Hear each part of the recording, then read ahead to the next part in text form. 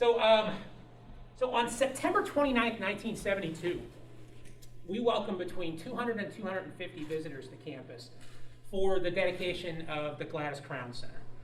It was probably the biggest party in the history of the campus, I think, just in terms of the scope. So just a quick little bit. So the folks you see here in the picture, that's Dr. Gladys Crown and Colonel Henry Crown, and they were the principal donors behind the Crown Center. Henry Crown was the CEO and president of General Dynamics, the aviation company in Fort Worth, Texas. So he was a pretty wealthy guy. And Gladys Crown was his wife and also a philanthropist who worked with a lot of different colleges around the country. And somehow, I'm not exactly sure, she developed a familiarity with Fred Helsebeck, who's the third person in the picture. He was the president of Culver-Stockton at the time. And they became friends, and somehow that relationship convinced Colonel Crown to sink a bunch of money into his wife's foundation, and then that eventually became the Crown Center. So this was a big day on campus. Student volunteers went downtown to a car dealership that used to be downtown. They were given brand new cars. They drove out to the airport in Quincy. And Colonel Crown had flown all of his friends and all the visitors for the day on a private 737 jet that was paid for by his best bro, who was a man named Conrad Hilton, who is not a name that you guys know, but if you were around back then, you would know that name. A billionaire. He was the founder of the Hilton hotel chain. We probably know him best today, sadly, as Paris Hilton's grandfather. So he was the one that paid everybody to fly out. We had Toots Shor, the famous New York restaurateur, some of you may know. He was like best friends with Joe DiMaggio and Mickey Mantle. He was in the crowd. And they had ministers from all the regional churches and area churches come and say a prayer. And at approximately 12:15 that day, they paused the ceremony and put the cornerstone in the wall and did a quick dedication ceremony. And this metal box, in all its glory, has been sitting in that wall since September 29th, 1972. And here we have it open for us today. So let me just get this out of the way. Now we have to be a little bit careful because, like I said, the contents could be fragile, but they could also be kind of dirty.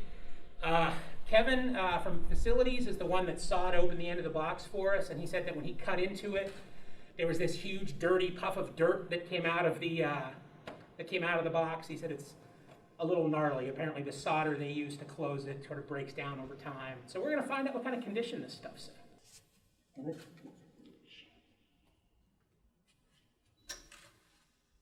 Okay. All right. So very carefully, whoever wants to, feel free to start pulling stuff out and we'll see what it is.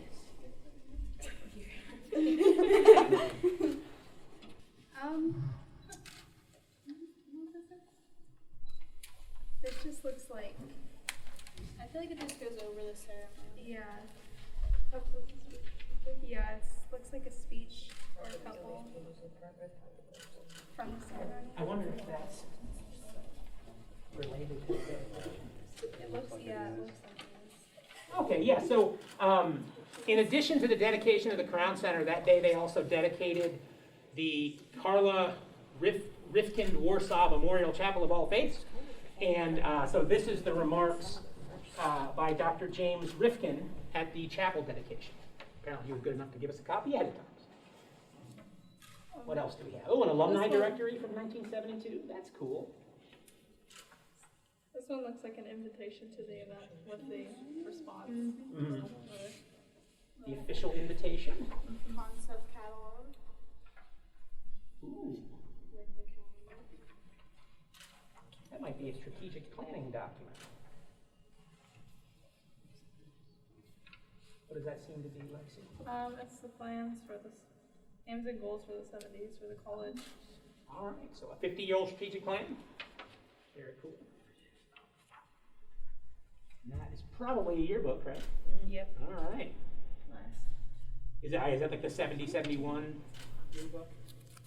Yeah, 71. 72. 72. Okay. Spring of 72. And what else do we have? Shelby, what do we got down there? This is a dedication book of Crown Center, and then it shows like the itinerary, like a presentation. I bet they gave that to everybody that was in attendance, and they probably grabbed an extra one and tossed it in there.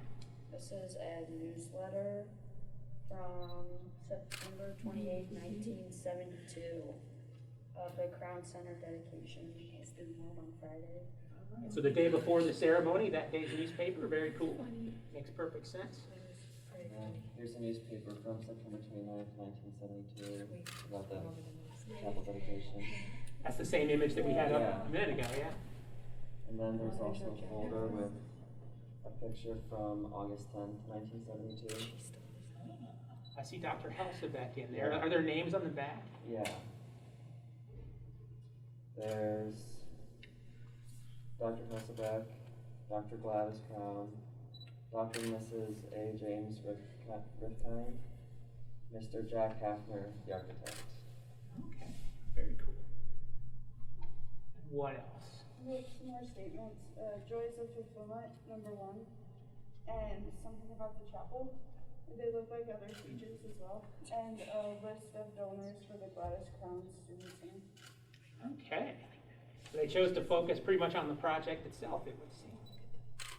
Okay.